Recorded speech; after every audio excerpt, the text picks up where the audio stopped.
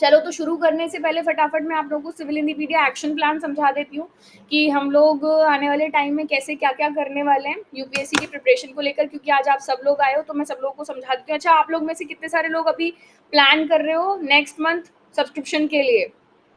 देखो, जिस जिसको प्लान करना है नेक्स्ट मंथ सब्सक्रिप्शन का, वो प्लान कर लो जल्दी से जल्दी, क्योंकि आज मैंने और सर ने बैठकर ये वाला एक्शन प्लान की स्लाइड्स तो आपने पहले भी देखे होंगे, लेकिन हम लोगों ने आज बहुत बढ़िया एक्शन प्लान बना लिया है पूरे साल के लिए।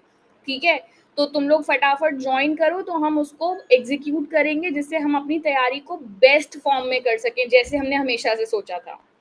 आज हैंड रेज ले लूँ आपका? ठीक है, ओके। ठीक है Jitendra. Hello Shahnawaz, good evening. राज्यों के पुलिस बल को दिल्ली बुलाया था, मेरी मम्मी भी जा रही हैं, लगता है सरकार की कुछ रणनीति है। सेक्शन अभी छोड़ा है, ठीक है। जय श्री महाकाल आईपीएस। चलो, मुझे तुम लोगों से थोड़ी सी बातें करनी है पहले, तो फटाफट से तुम लोग आओ, जल्दी से हम शुरू करते हैं। सबसे पहले मैं तुम्हें एक्शन प्लान के बारे में समझाती हूँ। तो तुम्हें सब्जेक्ट्स के बारे में सर ने बताया था। देखो, सिविल सर्विसेज के एग्जाम के लिए, यूपीएससी के एग्जाम के लिए हमने अभी तक हिस्ट्री, पॉलिटी, ज्योग्राफी, है ना, इन 3 सब्जेक्ट्स को तो बहुत सुना और पढ़ा था पिछले टाइम में, और सर ने जो है आपको आर्ट एंड कल्चर भी काफ़ी पढ़ाया था पिछले प्लेटफॉर्म पर, करेक्ट ना? लेकिन बेटा सिर्फ 3-4 सब्जेक्ट का मतलब यूपीएससी नहीं है, करेक्ट? तो एक बार आप सब लोग पहले ये देख लो कि हमें कितने सारे कौन-कौन से सब्जेक्ट पढ़ने हैं। आज बहुत दिनों के बाद क्लास ले रहे हो, चलो आ जाओ। तो बेटा सिर्फ ये 4 नहीं, इसके अलावा इंडियन सोसाइटी एक सब्जेक्ट है, इंटरनेशनल रिलेशनशिप्स एक सब्जेक्ट है, एक इकोनॉमिक्स सब्जेक्ट है, गवर्नेंस सब्जेक्ट है, साइंस एंड टेक्नोलॉजी के बारे में भी थोड़ा थोड़ा इंट्रोडक्शन आपको वहाँ पे मिला था, एनवायरनमेंट मैंने आपको पढ़ाया था, डिजास्टर मैनेजमेंट अभी तक आपने बिल्कुल पढ़ा हुआ कहीं नहीं होगा, सोशल जस्टिस एक सब्जेक्ट है जो अभी तक बिल्कुल पता भी नहीं होगा, इंटरनल सिक्योरिटी, एग्रीकल्चर, एथिक्स, जो उसके थोड़ी थोड़ी चीज़ें मैंने आपको समझानी शुरू की थी, केस स्टडीज, ये सब सब्जेक्ट का पार्ट है। इसके अलावा कॉम्प्रिहेंशन, लॉजिकल रीजनिंग, जो आप सीसैट जिसको बोलते हो, है ना, वो सारी चीज़ें, बेसिक न्यूमरेसी, ऐसे का एक पेपर होता है, इंग्लिश लैंग्वेज का क्वालिफाइंग पेपर होता है, और हिंदी लैंग्वेज का क्वालिफाइंग पेपर होता है। ठीक है, तो जो 3 पेज में नहीं समा रहे हैं वो सब्जेक्ट पूरा करने में कम से कम 1 ईयर का टाइम हमें लगेगा, और हमने सिविल हिंदीपीडिया पे आप सबके लिए डिसाइड किया है कि 1 जून से जो हमारा बैच शुरू होगा उसका टारगेट होगा ये सारा सब्जेक्ट कवरेज। ठीक है, मेरी बात समझ रहे हो तुम लोग सारे? देखो, मैं कोई एडवर्टाइजमेंट या कुछ सेल वाला एडवर्टाइजमेंट नहीं कर रही हूँ, मैं तुमको पूरे साल की स्ट्रैटेजी समझा रही हूँ। आगे तुम्हारे ऊपर है तुम क्या डिसाइड करते हो, बट मैंने जो प्लान किया है वो मैं तुम्हें समझा रही हूँ, ओके ना? ये पूरे ईयर का प्लान है। ये जितने सब्जेक्ट्स मैंने तुम्हें यहाँ पर लिखे हुए दिखाए हैं, हम पूरे साल में इनको कंप्लीट करने का टारगेट के साथ पढ़ेंगे आगे, ठीक है ना? अब फीस प्राइसेस में एक बार फिर से आपको एक बार फटाफट से बता देती हूँ। वैसे तो आप में से ज़्यादातर लोगों को पता है, हमने मंथ वाइज आपके लिए बैच लॉन्च किया हुआ है। 1649 मंथली फीस है। 3 मंथ का बैच है, 1533 पर मंथ पड़ता है, जिसकी फीस 4599 रुपीज़ है। 6 मंथ का बैच है और 1 ईयर बैच है। लेकिन मैं आपको सबको यहाँ पर फिर से यही बात कहूँगी, हमने 1 ईयर प्लान किया है। एक भी महीना, बहुत सारे लोगों को लग रहा होगा मई स्किप कर देंगे, कोई फर्क नहीं पड़ेगा, ठीक है, लेकिन आप याद रखिएगा मई के एंड में आपको फर्क पड़ेगा। क्यों? क्योंकि करंट अफेयर मिस होगा और बहुत सारी इंपॉर्टेंट चीजें भी मिस होंगी, तो इसीलिए आगे ऐसा नहीं हो कभी आपके लिए मिस करने जैसा। तो बेस्ट है आप 1 ईयर बैच परचेज करो, आपको पैसे भी कम पे करने पड़ेंगे क्योंकि फीस में देखो डिफरेंस आ जाएगा सीधा सीधा, ठीक है ना? और 16,000 कर दीजिए। चलिए सर से बात कीजिए। देखो बेटा शाहनवाज और बाकी सारे लोग, देखो बहुत सर ने ना बहुत एक-एक रुपए का इधर से उधर अरेंजमेंट करके तुम लोगों के लिए फीस प्राइस सेट किए हैं, ठीक है ना? 16,999, 1000 रुपए ओनली एक्स्ट्रा, और उसके बाद अगर तुम मंथली की फीस से कंपेयर करोगे तो वो देखो 1649 पड़ रही है तुमको पर मंथ, इसमें सिर्फ 1500 पड़ रहे हैं, इसमें उससे भी कम हो गया बेटा, 1400 रुपए ओनली, सॉरी 14,000 रुपए, ठीक है? अब कितना कम चाहिए? बहुत कम हो गया लिटरली, है ना? इससे कम में बेटा अगर यूपीएससी की तैयारी कोई कराने का दावा करेगा तो स्टैंडर्ड्स मेंटेन नहीं कर पाएगा, और मैं चाहती हूँ हम स्टैंडर्ड मेंटेन करें। मैं चाहती हूँ कि सिविल इंडिपीडिया का नाम जो है वो देश की बेस्ट कोचिंग इंस्टीट्यूट्स में लिया जाएगा आने वाले साल में। बात समझ में आ रही है ना? आज पिछला प्लेटफॉर्म हमसे डर रहा है, लेकिन आने वाला समय होगा, जब आने वाला साल होगा तो हमसे पूरा इंडिया हमारा नाम जानेगा। इसकी हम पूरी कोशिश कर रहे हैं, टॉप पर होंगे हम। तो इसीलिए बेटा जो बेस्ट पॉसिबल चीजें हैं वो आपके सामने, और इससे ज्यादा कम मेरे ख्याल से तो कोई नहीं दे रहा होगा, और अगर दे रहा होगा तो क्वालिटी मेंटेन करना, मैं तुम्हें लिटरली बता रही हूँ, इम्पॉसिबल है, क्योंकि सर से ज्यादा भावुक इंसान कोई नहीं हो सकता बेटा। ठीक है, तो तुम ट्राई करो, और अपने आसपास जो चंगू मंगू हैं 9 से 12 क्लास वाले, उनको बोलो स्कूल बैच ज्वाइन करें, करियर बनाने पे फोकस करें। आप हमें यूपीएससी क्रैक करवा दीजिए, आपका सीएचपी फेमस हो जाएगा।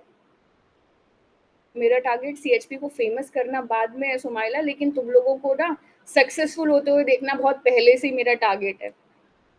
आज मेरा, हाँ बेटा जितेंद्र, मैंने सुन लिया, ले लूंगी हैंड रेज। हेलो अरु, 10K तो ओनली ऑप्शनल की फीस है। हाँ वही तो मैं बोल रही हूँ, 10,000 सिर्फ ऑप्शनल की फीस होती है, और तुम्हें यहाँ पे 17,000 में पूरे साल का बैच मिल रहा है यार। इससे ज्यादा और क्या सस्ता इमेजिन करोगे? और इससे ज्यादा सिस्टमैटिक तुम कभी नहीं पढ़ सकते। तुम इतने सालों में पिछले प्लेटफॉर्म पे पढ़ के ये जानते हो कि सर ने और मैंने आज तक तुमको कभी खाना पूर्ति के लिए नहीं पढ़ाया है ना। मैंने तब अनुशासन फॉलो करवाया है तुमको वहां की फ्री क्लासेस में, तो ये हमारा टारगेट बैच है, ठीक है ना। ऑप्शनल भी ले आओ जल्दी, चलो ऑप्शनल पे विचार कर रहे हैं, अभी चलेगा आगे। चलिए बेटा, ठीक है। इसके अलावा करंट अफेयर का एक अलग से बैच शुरू किया हुआ है, करंट अफेयर 360 से ज्वाइन कर सकते हो। ये मई से दिसंबर तक का पैकेज है। हाफ ईयरली बैच के बारे में बता दिया मैंने, जून से नवंबर तक है। अगर 1 ईयर का पे करने में किसी को तकलीफ हो तो हाफ हाफ ईयरली भी कर सकते हो। मेरे पास ओनली 16,000 रुपीज है इस समय, तो शाहनवाज हाफ हाफ ईयरली करके कर सकते हो अगर ऐसा लगता है तो। बाकी एक बार सर से बात कर लो, है ना। अगर देखो, हमने बहुत सारे लोगों की प्रॉब्लम्स कंसिडर की हैं, लेकिन बेटा हमारी भी प्रॉब्लम थोड़ी सी समझनी पड़ेगी ना आपको, है ना बेटा। हम आपके लिए बेस्ट टीचर्स कहाँ से लेकर आएंगे, उनको कैसे पे करेंगे, इतना तो समझोगे कि नहीं समझोगे। तुम लोगों से कभी भी एज अ स्टूडेंट और ऐसे बिहेव किया नहीं ना, तुम लोगों को फैमिली की जैसी ट्रीट किया, तो तुम्हें आज भी फैमिली की जैसी सारी सच्चाई बात बता के चलते हैं, करेक्ट ना। हमने एक ही चीज फॉलो की बेटा पिछले 5-6 सालों में अपने और तुम लोगों के साथ में, ईमानदारी, बस वही आज भी वैसे ही के वैसे ही है। तुम्हें पता है तुम भी इस फैमिली का हिस्सा हो, कैसे चलाना है, करेक्ट। इसे लैपटॉप में कैसे लॉगिन करेंगे, लैपटॉप में लॉगिन हो जाएगा। अगर लॉगिन होने में दिक्कत आ रही है तो सिविल इंजीनियर का जो कॉन्टैक्ट नंबर है उस पर मैसेज कर देना। आपने ना अकेडमी क्यों छोड़ा? क्योंकि अब मेरे वैल्यूज वहां से मैच नहीं हो रहे गुरमीत, और मैं अपने वैल्यूज से कभी भी सैक्रिफाइस नहीं कर सकती। मेरे मूल्य मेरे लिए मेरी इनकम से ज्यादा बड़े हैं, है ना। और अगर मेरे मूल्य सेटिस्फाई नहीं होते हैं तो मैं उस जगह पर काम नहीं कर सकती, ठीक है। मैं अपनी अंतरात्मा बेच के काम नहीं कर सकती, ठीक है। चलिए बेटा, धोखा नहीं कर सकती बच्चों के साथ में, इसी ईमानदारी के लिए मैंने सब कुछ छोड़ दिया है। Hello Ejaz, welcome. देखिए भाई, वार्षिक बैच के बारे में सब कुछ बता दिया, स्कूल बैच के बारे में बता दिया। अपने आसपास सारे बच्चों के कान पकड़ो और उनको बोलो स्कूल बैच ज्वाइन करे, ठीक है। इतनी फीस तो साइड साइड में दे देते हैं ट्यूशन की, 1,000 रुपए अगर मंथली पे करेंगे तो कुछ बेहतर बन सकते हैं लाइफ में। हमारे देश की 2 बेटियों ने पाक का सीना चीर दिया है, हिंदुस्तान की ताकत उनको पता चल गई है। और मैं बहुत सारी और यहाँ की जो मेरी स्टूडेंट्स हैं ना, मैं उनसे भी उम्मीद करती हूँ बेटा, जो हम इतना बड़ा मिशन लेके चल रहे हैं ना, ये सिर्फ एग्जाम क्वालिफाई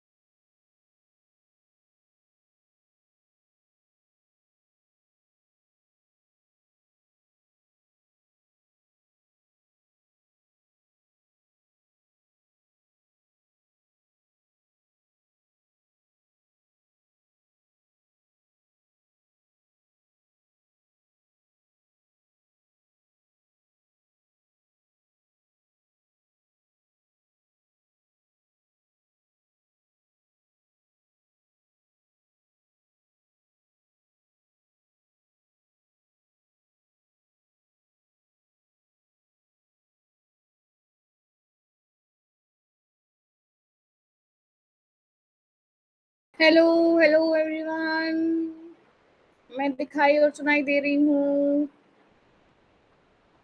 मैम कहाँ चली गई? मैं कहाँ जाऊंगी बेटा? मेरा दुनिया में है ही कौन तुम लोगों के अलावा? हमें भी मौका मिल जाए हम भी चले जाएंगे लड़ने। हाँ ओके, लड़ने के मौके वाले लोगों के लिए पहले मेरा एक इम्पॉर्टेंट इन्फॉर्मेशन मैं ये पूछ रही थी जाते जाते, शायद जब तक मेरी आवाज़ तुम तक नहीं पहुंची होगी तब तक नेटवर्क का इशू हुआ था। मैं ये पूछ रही थी कि तुम में से कितने सारे लोग 2025 का प्रीलिम्स दे रहे हो अभी? जल्दी जल्दी बोलो फटाक से, 1 सेकंड में आंसर चाहिए बस जल्दी से। पूरा पड़ा? डाउट नहीं रखना कि देंगे, अभी सोचेंगे बाद में। है किस किस का? अच्छा, तुम में से बहुत सारे लोगों का है। अच्छा, तो मैं तुम सबको एक बहुत सिंपल सी और बहुत एक मतलब फैक्ट बात बता देती हूँ। बहुत सारी मार्केट में अफवाहें शुरू हो जाएंगी कि पेपर होगा टलेगा, पेपर होगा टलेगा, होगा टलेगा। और अक्सर क्या होता है, इस तरह की चीज़ों की सिचुएशन मैंने बहुत फेस की है अपने टाइम पे, क्योंकि मेरे टाइम पे दुनिया का हर चेंज हुआ यूपीएससी में। सिलेबस चेंज से लेकर सीसेट के खिलाफ आंदोलन से लेकर पेपर होगा कि नहीं होगा से लेकर, तो मैं इसकी एक्सपीरियंस होल्डर हूँ कि जब एग्जाम का प्री आता है और जब मार्केट में अफवाह होने फैलने लगती है कि पेपर होगा कि नहीं होगा, तो उस समय की जो पढ़ाई होती है ना वो बर्बाद हो जाती है। कई बार स्टूडेंट्स भी बर्बाद हो जाते हैं। मेरी बात बहुत ध्यान से समझना। तो अपना दिमाग इस बात के लिए पूरी तरह से तैयार कर लो। किस बात के लिए? कि हो सकता है 50% चांस कि पेपर एज इट इज अपने समय पे हो जाएगा। क्यों? क्योंकि शायद इतना लंबा युद्ध हम नहीं इमेजिन करके चल रहे कि चलेगा। 25 मई के लिए बात कर रही हूँ। लेकिन 50% चांस बिल्कुल है इस बात की कि पेपर टल सकता है। जब आईपीएल कैंसिल हो गया है और बहुत सारी अभी परिस्थितियां इस तरह की चल रही हैं, है ना? तो 50% चांस दिल में बिल्कुल मान के चलो कि पेपर हो सकता है 1 महीने 1.5 महीने पोस्टपोन्ड हो जाएगा। लेकिन इस 1 1.5 महीने को बर्बाद होने से बचाना तुम्हारी जिम्मेदारी होगी, वरना तुम्हारा पूरा का पूरा साल खराब हो जाएगा। ठीक है ना बेटा? तो भले ही बाहर कुछ भी चल रहा हो, बाहर लोग अपनी ड्यूटी निभा रहे हैं, हमारे सैनिक अपनी जगह पर अपना काम कर रहे हैं, लेकिन तुमको कल को प्रशासक बनना है, तुम्हें भी अपनी ड्यूटी निभानी पड़ेगी। ठीक है ना? तुमको जो अपना शेड्यूल होगा वो 25 तारीख को टारगेट करके अपना प्रीलिम्स का फोकस कंप्लीट करना होगा। नई डेट्स आती हैं तो उसके हिसाब से नई स्ट्रेटेजी बाद में सोचेंगे, लेकिन लेकिन अभी तुम्हारे दिमाग में कोई सेकंड थॉट नहीं आना चाहिए।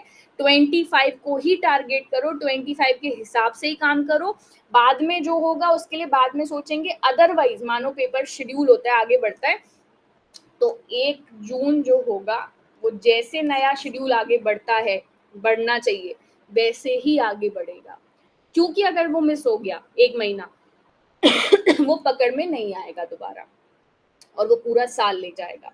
इसीलिए पेपर होगा तो नहीं होगा तो हमारी स्ट्रैटेजी बिल्कुल प्लेन क्लियर है कि हमें 25 तारीख तक अपना ये वाला काम करना है, प्रीलिम्स वाला जो हम लोग रिवीजन टेस्ट सीरीज कर रहे हैं। उसके बाद पेपर की जो डेट होगी उसके हिसाब से बात करेंगे, आगे जो भी सरकार का डिसीजन होगा। नहीं होगा तो पेपर होगा, और अगर पेपर नहीं भी होगा तो भी हम 1 जून से आगे ही प्लान करेंगे, आगे का साल ही डिजाइन करेंगे। ठीक है ना? अगर ऐसा नहीं करोगे तो तुम्हारे लिए बेटा बहुत मुश्किल हो जाएगी। मेरी बात बहुत ध्यान से सुनना, मैं अपने एक्सपीरियंस से ये बात बोल रही हूँ, है ना? मैंने अपनी यूपीएससी की प्रिपरेशन में 3 बार 3 साल ये चीजें देखी हैं। जब प्रीलिम्स होने के टाइम पे आता है कुछ ना कुछ बवाल, है ना, और बच्चों को लगता है होगा नहीं होगा, होगा नहीं होगा, तो पढ़ना छोड़ देते हैं, न्यूज देखते हैं दिन रात कि होगा कि नहीं होगा। ठीक है ना? ओके, प्लीज इस बात को बहुत मेरी ख्याल रखना। मैं नहीं चाहती तुम लोग को वो समय बर्बाद करा जाए। 25 तक का पूरा वर्क करना है, बिल्कुल विशाखा। चलिए, अब सारी बातें हो गई, सारी स्ट्रैटेजीज हो गई, अब हम मेन बात पे आते हैं जिसके लिए आज हमने एक क्लास रखी है। आप सबका बहुत बहुत स्वागत है। और हम इस एक क्रैश कोर्स बैच आज से शुरू कर रहे हैं। ये 1 वीक क्रैश कोर्स बैच है, जिसमें हम एक हफ्ते में पूरा जो मेडाइवल हिस्ट्री के जो मेन मेन इंपॉर्टेंट टॉपिक्स हैं उसको क्विकली रिवाइज करेंगे। टेस्ट नहीं है इसमें, क्विक रिवीजन है क्लास में जो हम लोग करेंगे। ठीक है? तो क्विक है तो क्विकली शुरू करते हैं फटाफट से। सबसे पहले विजयनगर की स्थापना, तो नो क्वेश्चन आंसर, सीधे विजयनगर की स्थापना की हम स्टोरी पे जाते हैं। देखिए भाई, अब कहानियां मैंने आपको सुनाई है, कॉन्सेप्ट मैंने आपको बहुत अच्छे से क्लियर किए हैं। रिवीजन में हम लोग क्या चीजें याद करते हैं? रिवीजन में हम लोग क्या करते हैं? सलाहत काल का भी रिवीजन कराओगे? सबका जो भी इंपॉर्टेंट टॉपिक है बेटा, एक हफ्ते में सुमाइला सब रिवाइज करेंगे। अभी हमारा, हाँ, रिवीजन कॉन्सेप्ट का नहीं होता, कॉन्सेप्ट तो दिमाग में रहते हैं पीछे बैकग्राउंड में, रिवीजन होता है क्विकली फैक्ट्स का। तो सबसे पहले विजयनगर साम्राज्य की स्थापना किसने की थी? हरिहर और बुक्का ने। वेरी क्लियर, ठीक है। हरिहर और बुक्का जो है वो पहले क्या थे, कहाँ से आके अचानक से उन्होंने विजयनगर की स्थापना कर दी? तो पहले बेटा वो वारंगल राज्य में जो काकतीय राजा था, जो अलाउद्दीन खिलजी के समय में पढ़ते हैं हम, काकतीय राजा प्रताप रुद्रदेव, उसी वंश की बात कर रहे हैं, उसी जगह की बात कर रहे हैं, उसी राज्य के सामंत थे। प्रताप रुद्रदेव के समय की में नहीं, लेकिन बाद की बात हो रही है, राज्य वही है, ठीक है। और आधुनिक कर्नाटक में काम्पिली राज्य में उनको मंत्री बनाकर भेजा गया था एज ए गवर्नर, ठीक है, ओके। ये इनका बैकग्राउंड है जहां से ये आए थे। अब कुछ घटनाक्रम घटित हुए, जिसने, जो आपको पता है, मोहम्मद बिन तुगलक दिल्ली में उस समय राजा है, ठीक है, सुल्तान है, और मोहम्मद बिन तुगलक का कुछ कॉन्फ्लिक्ट हो गया दक्षिण के क्षेत्र में, है ना। उस कॉन्फ्लिक्ट के दौरान उसने अपनी जो सेना थी, सेंट्रल आर्मी, वो भेज दी विद्रोहियों को दबाने के लिए दक्षिण के क्षेत्र में, ठीक है। अब इसी दौरान हरिहर और बुक्का, जो वारंगल के काकतीय राजाओं के समय पे जो सामंत हुआ करते थे, वो भी इस चपेट में आ गए, ठीक है। और इसी क्रम में क्या हुआ, उन्होंने अपना धर्म परिवर्तन करके वो लोग मुस्लिम बन गए, जबकि वो हिंदू हुआ करते थे। दबाव के चलते, वही मोहम्मद बिन तुगलक के आक्रमण के चलते पकड़े गए और अपना धर्म परिवर्तित कर दिया। लेकिन बहुत ही सुविधावादी लोग थे दोनों के दोनों। धर्म परिवर्तित उन्होंने इसलिए किया, ये दिखाने के लिए कि भैया हमें कोई फर्क नहीं पड़ता, चाहे तुगलक के अंडर शासन, मतलब काम करना पड़े तो तुगलक के अंडर कर लेंगे, पहले वारंगल के अंडर कर रहे थे तो अब तुगलक के अंडर कर लेंगे, वी आर वेरी कंफर्टेबल, ठीक है। अब इसी कहानी के बाद उनको सारा, जब उसने भरोसा दिलाया कि तुगलक को कि भैया हमें कोई दे, हमें छोड़ दो, हम तो मुस्लिम बन गए, कोई बात नहीं, तो उनको वापस छोड़ दिया गया कि उनसे कहा गया जहां काम कर रहे थे वहीं पे जाओ, तुमको और अधिकार मिलते हैं और वहां पे जाके अपना कंट्रोल स्थापित कर लो जब मुस्लिम ही बन गए हो तो। मतलब उन्होंने कूटनीति का प्रयोग किया, यहाँ पर बहुत अच्छे दिमाग का इस्तेमाल किया। अब इसी के बाद जब वो दक्षिण में आए तो उनके दिमाग में खुराफात तो चली रही थी कि कुछ तो करना है, जैसे सिविल इंडिपीडिया वाले लोगों के दिमाग में खुराफात चल रही है, कुछ तो करना है। तो इन्होंने क्या किया, अपने प्रयास यहाँ पर जारी रखे और दक्षिण भारत में जो अलग अलग छोटे छोटे राज्यों में बटा हुआ था उसमें आपस में कॉन्फ्लिक्ट्स हो गए, आपस में एक दूसरे के खिलाफ विद्रोह होने लगे। इन्होंने उसी कॉन्फ्लिक्ट का फायदा उठाते हुए और तुगलक के सपोर्ट का फायदा उठाते हुए क्या किया, अपने आप को एक स्वतंत्र शासक के रूप में स्थापित कर लिया। अब कह तो दिया स्वतंत्र शासक, लेकिन स्थापित करने के लिए शक्ति भी होनी चाहिए, कूटनीति रणनीति होनी चाहिए। अब इस काम में इनकी मदद की इनके गुरु विद्यारण्य ने। तो हरिहर और बुक्का के गुरु कौन थे? गुरु विद्यारण्य। विद्यारण्य ने इनको रणनीति के बारे में सपोर्ट किया।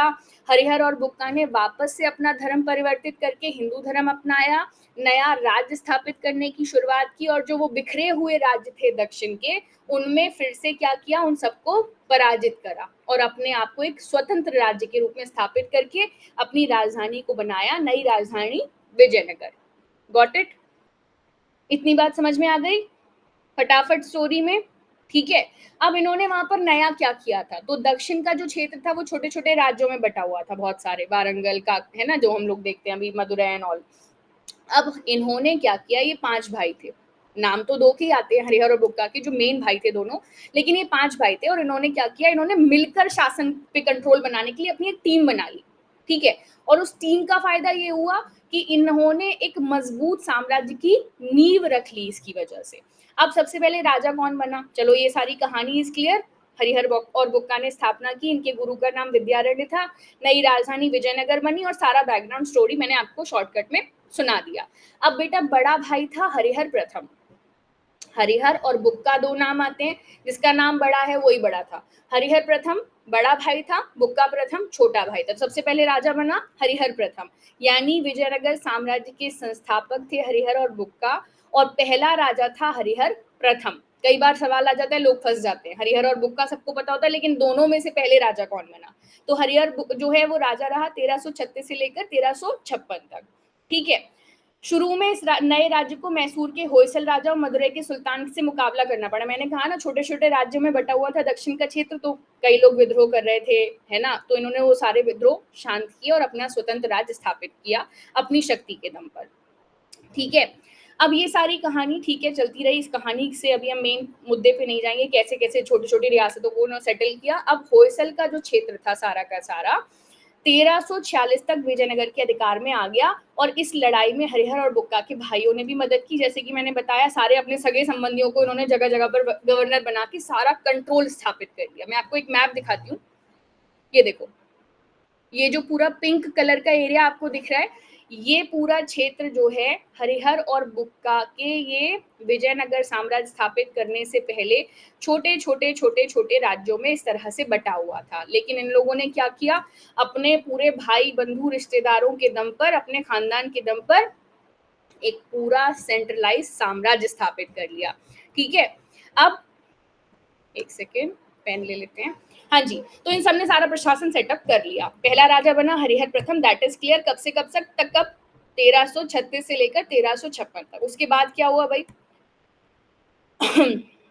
उसके बाद क्या हुआ, अब इसमें कुछ फैक्ट वाली चीजें भी मैंने साथ में पढ़ाई हैं, तो ये नहीं कहानी तो आगे बढ़ रही है लेकिन फैक्ट भूलते जा रहे हैं। ठीक है, इनके गुरु विद्यारण्य का नाम मैंने बताया था, इनको वेदों के प्रसिद्ध भाष्यकार के रूप में जाना जाता है। एक और इनके भाई हैं विद्यारण्य की, जिनका नाम है सायण। ठीक है बेटा, विद्यारण्य जो हरिहर और बुक्का के गुरु थे, उनके एक भाई भी थे विद्यारण्य के, जिनका नाम था सायण, जो एक और विद्वान के रूप में जाने जाते हैं, वेदों के भाष्यकार के रूप में, जो आर्ट एंड कल्चर में भी आपसे पूछा जाता है। ठीक है बेटा, वेदों के बहुत महत्वपूर्ण भाष्यकार के रूप में सायण का नाम आता है, और इन्हीं सायण के सगे भाई हैं विद्यारण्य, जो हरिहर और बुक्का के गुरु थे। अब इनका जो राजवंश है बेटा, वो संगम वंश कहलाता है। हरिहर और बुक्का ने जिस राजवंश की स्थापना की थी, वो संगम वंश के नाम से जाना जाता है। तो कई बार इस पे भी सवाल आ जाता है कि व्हाट इज संगम, संगम क्यों नाम पड़ा है इसका, है ना। तो संगम वास्तव में हरिहर और बुक्का के कौन थे, पिता का नाम था, और उन्हीं के नाम पर इस राजवंश का नाम संगम वंश भी कहलाता है। ठीक है, बुक्का प्रथम शासक बन गया। अब मैंने आपको क्या बताया था, हरिहर प्रथम शासक बना कब से कब तक, 1336 से लेकर 1356 तक। हरिहर प्रथम की मृत्यु हो गई। ठीक है, हरिहर प्रथम के बाद अगला राजा कौन बना भाई, हरिहर और बुक्का दो लोगों ने साम्राज्य स्थापित किया था, एक की मृत्यु हो गई तो ऑब्वियसली दूसरा मौजूद है, तो वही राजा बनेगा। करेक्ट है, तो अगला राजा बना कौन, बुक्का प्रथम। हरिहर प्रथम, उसके बाद बुक्का प्रथम। कब तक, 1356 से लेकर 1377 तक। अब इसी दौरान बुक्का प्रथम के टाइम पे देखो, हरिहर प्रथम के समय में तो कुछ ऐसा बहुत क्रांतिकारी नहीं हुआ जो अलग से याद रखा जाए, क्योंकि साम्राज्य को स्थापित करना ही उस समय टिपिकल टास्क था। करेक्ट, लेकिन बुक्का प्रथम जब राजा बना 1356 तक, तब तक साम्राज्य स्थापित हो चुका है। तो उस समय पे 1374 के टाइम पे चीन के सम्राट के पास इन्होंने एक अपना दूत मंडल भेजा है, जो पॉइंट याद रखना है हमको एज अ फैक्ट। ठीक है, हरिहर प्रथम के समय तो साम्राज्य स्थापना ही चलती रही है, लेकिन बुक्का प्रथम के समय क्या हुआ है, चीन के सम्राट के पास एक दूत मंडल भेजा गया है। ठीक है अब आगे की बात सुनिए। चलिए, अब हरिहर प्रथम का शासनकाल फिनिश। बुक्का प्रथम के बारे में जो ये बात याद रखनी है वो ये कि चीन को एक दूत मंडल भेजा गया 1374 ईस्वी में। अब उसके बाद आगे कौन राजा बनता है, तो जैसे मैंने आपको एक सीक्वेंस बताया कि हरिहर बड़ा भाई था प्रथम, फिर बुक्का उससे छोटा भाई था। करेक्ट, तो पहले राजा ये बना, उसके बाद ये बना, तो अगला राजा कौन बनना चाहिए भाई, जो बड़ा युवराज है वही तो राजा बनेगा सीक्वेंस के हिसाब से। तो अगला राजा बनता है हरिहर का बेटा, हरिहर द्वितीय। ठीक है बच्चे, ठीक है, तो हरिहर, जब बुक्का प्रथम की भी मृत्यु हो गई, तो उसके बाद हरिहर प्रथम का बेटा हरिहर द्वितीय राजा बना 1377 से लेकर 1404 तक। अच्छा, मैं एक बात पहले यहाँ पर डिस्क्लेमर जारी कर दूं, ये जो क्लास है ये थोड़ा थोड़ा नहीं, काफी फास्ट में बोल रही हूँ, काफी फास्ट चीजें समझा रही हूँ। ये एक रिवीजन क्लास है मिडाइवल हिस्ट्री की और विजयनगर की, इसे क्लास समझने की गलती मत करना। ठीक है ना, सुमाइला जैसे जो बच्चे हैं, जो नए स्टूडेंट हैं, जो पहली बार देख रहे हैं, घबरा मत जाना कि मैम ऐसे सुपर फास्ट एक्सप्रेस की तरह पढ़ाती हैं। ये रिवीजन क्लास है, तो रिवीजन की तरह पढ़ा रही हूँ। जब पढ़ाऊंगी तो डिटेल में बहुत अच्छी स्टोरी मैंने सुनाई है, बहुत अच्छे से, तो घबरा ना जाना। ठीक है, घबरा मत जाना। चलिए भाई तो फिर हरिहर द्वितीय हो गया 1377 से 1404। इसने महाराजा महाराजाधिराज की उपाधि धारण की। अब इसके समय में भाई किसी राजा के बारे में जब हम पढ़ते हैं तो उसका कब से शासन स्थापित हुआ, उसने कौन सी उपाधियां धारण करी, उसके समय में ऐसे कौन से काम हुए जो बहुत स्पेशल थे। ठीक है, तो बुक्का प्रथम के समय में चीन को दूत मंडल भेजा गया। अब हरिहर द्वितीय के समय में ऐसा क्या खास हुआ, तो इसने बेटा कनारा, मैसूर, त्रिचनापल्ली और कांची जैसे प्रदेशों को जीत लिया और श्रीलंका तक से इसने राजस्व वसूल कर लिया। यानी कि कहने का मतलब इसने अपना साम्राज्य दक्षिण तक पूरा फैला के विस्तारित कर दिया और दक्षिण तक साम्राज्य पूरा विस्तारित करने के अलावा श्रीलंका तक पे इन्होंने अटैक किया है। श्रीलंका से इन्होंने रेवेन्यू यानी कि टैक्स वसूल लिया है, कब्जा नहीं किया लेकिन टैक्स वसूल लिया है। बहमनियों से संघर्ष हुआ है। देखो विजयनगर के पैरेलल एक ऊपर साम्राज्य है बहमनी साम्राज्य, जिनका आपस में हमेशा संघर्ष चलता ही रहता है। ओके, नो प्रॉब्लम ना, ठीक है। 1377 में सुल्तान मुजाहिद ने उसके राज्य पर आक्रमण किया लेकिन वो सब असफल हो गए। हरिहर द्वितीय की सबसे बड़ी सफलता थी पश्चिम में बहमनी राज्य से बेलगांव और गोवा को छीनना। तो क्लीन करके एक बार मैं एग्जैक्टली क्लीन फैक्ट्स आपको बताती हूँ जो आपको याद रखने हैं हरिहर द्वितीय के बारे में। क्या है वो क्लीन फैक्ट? सबसे पहले इन्होंने ये सारे प्रदेश जीते और श्रीलंका से राजस्व वसूला, पॉइंट 1। दूसरा पॉइंट है इन्होंने बेटा बहमनी से बेलगांव और गोवा जीत लिया था।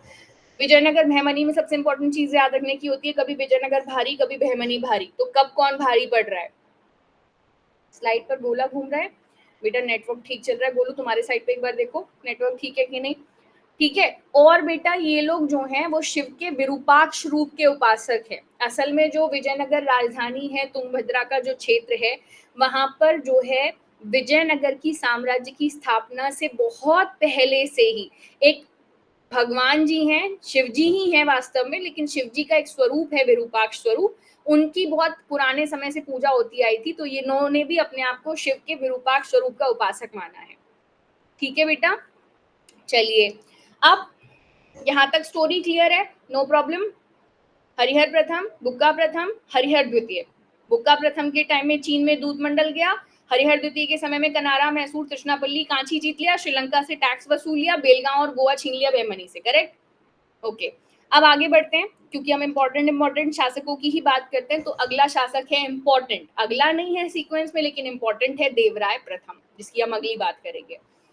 अब देवराय प्रथम का शासनकाल रहा है 1406 से लेकर 1422। अभी यहाँ पे एक गैप दिख रहा होगा क्योंकि यहाँ 1404 तक है, बीच में और एक शासक है लेकिन हमारे लिए वो इंपॉर्टेंट नहीं है, हम सीधे देवराय प्रथम की बात करते हैं। 1406 से लेकर क्लियर फ्रेश, ठीक है, 1406 से लेकर 1422। अब हरिहर द्वितीय के बाद विजयनगर साम्राज्य का ये वास्तविक उत्तराधिकारी है। एक तो सबसे ज्यादा ग्लोरी अभी तक किसने राजा ने देखी आपने, जिसने बहुत बढ़िया शानदार काम किया? हरिहर द्वितीय तो था, वो भी पहला व्यक्ति। क्यों भाई? अभी तक जिसने एकदम शानदार पहली बार कुछ किया विजयनगर के नाम पे कि हाँ भाई विजयनगर भी एक बढ़िया राज्य है, तो हरिहर द्वितीय था वो व्यक्ति। अब ऐसा करने वाला अगला उसका उत्तराधिकारी है जिसने वास्तव में कुछ ग्लोरियस किया है, वो है देवराय प्रथम। अब ऐसा क्या किया देवराय प्रथम ने? तो बेटा उसने अपने शासन काल में बहमनी सुल्तान फिरोज शाह के आक्रमण का सामना किया सबसे पहले। अब यहाँ पर एक बहुत बढ़िया टाइम है, ये क्या बढ़िया टाइम है। अभी मैं आपको विजयनगर की बात बता रही हूँ कहानी, अब मैं आपको बहमनी की भी स्टोरी सुनाऊंगी कल में, ठीक है। अब ये कभी मैंने कहा ना, कभी विजयनगर भारी पड़ता है कभी बहमनी भारी पड़ता है। अब लेकिन 1406 से 22 का समय एक ऐसा समय है जिस समय विजयनगर में भी एक बहुत बढ़िया राजा है, बढ़िया शक्तिशाली एकदम, है ना, बेहतरीन वाला, और बहमनी में भी एट द सेम टाइम बहुत बढ़िया शानदार राजा है। तो विजयनगर में वो शानदार राजा है देवराय प्रथम, और बहमनी में वो शानदार राजा है कौन?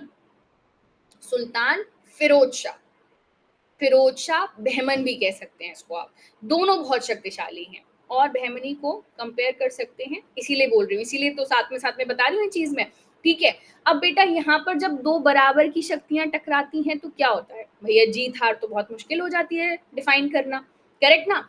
तो यहाँ पर इन दोनों में लगातार कॉन्फ्लिक्ट चलता रहा क्योंकि दोनों शक्तिशाली थे। अब देवराय को अपने समय में आंतरिक विद्रोहों का भी सामना करना पड़ा, मतलब अपने इंटरनल विद्रोह से भी थोड़ा बहुत परेशान रहा, और दूसरी तरफ बहमनी में भी एक शक्तिशाली राजा था।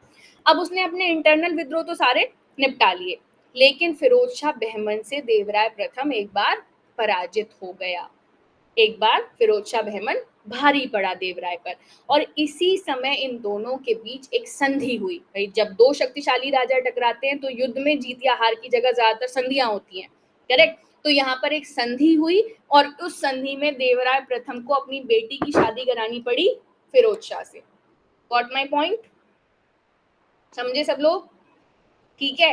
अब इसी संधि में एक तो शादी कराई गई और शादी के साथ साथ, क्योंकि भाई थोड़ा तो भारी पड़ा, फिरोज शाह ही था ना, तो उसने दहेज के रूप में देवराय से बांकापुर का क्षेत्र भी फिरोज शाह ने ले लिया, यानी कुछ क्षेत्र भी हैंड ओवर हुआ बांकापुर का।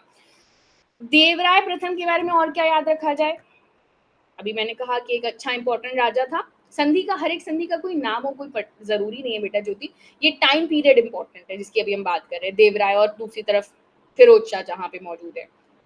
एक्स वाले एडवर्टाइजमेंट के लिए सर की पिक्चर का यूज कर रहे हैं, ये क्लेम कर दें क्या? क्यों भाई बताओ, क्लेम कर दें क्या? चलो करने दो बेटा, अब जो भी कर सकते हैं, डूबता जो है इंसान हाथ पर तो मारता ही है। सुनिए भाई, देवराय प्रथम ने राज्य में सिंचाई की सुविधा के लिए तुंगभद्रा नदी पर बांध बनाकर नहरें निकलवाई थी। इसी के साथ एक चीज और बता देती हूँ जो अभी इस पॉइंट में बताने के लिए मिस हुई है। जो विजयनगर साम्राज्य स्थापित किया गया था, जो हरिहर और बुक्का ने स्थापित किया था, उसके लिए जो जगह चुनी थी उन लोगों ने, वो तुंगभद्रा नदी का किनारा था। तुंगभद्रा कौन सी नदी की सहायक नदी है? कृष्णा नदी की। और तुंगभद्रा को एक बहुत पवित्र नदी के रूप में भी उस जगह पर माना जाता है। और वहां के जो देवता का नाम मैंने आपको बताया वो क्या था? शिव हैं। किस रूप में? विरूपाक्ष रूप में। तो देवराय प्रथम ने इसी तुंगभद्रा नदी पर नहरें बनवाई, बांध बनवाए, जिससे सिंचाई बेटर हुई और राज्य में समृद्धि आई। ठीक है। तो देवराय प्रथम को हम किस लिए याद रखेंगे? देवराय प्रथम ने राज्य में सिंचाई की सुविधाएं की। देवराय प्रथम के समय में फिरोज शाह बहमन से काफी कॉन्फ्लिक्ट्स हुए और संधि हुई। देवराय प्रथम की बेटी का विवाह हुआ फिरोज शाह से, दहेज के रूप में बांकापुर हैंड ओवर किया गया। ठीक है, ओके।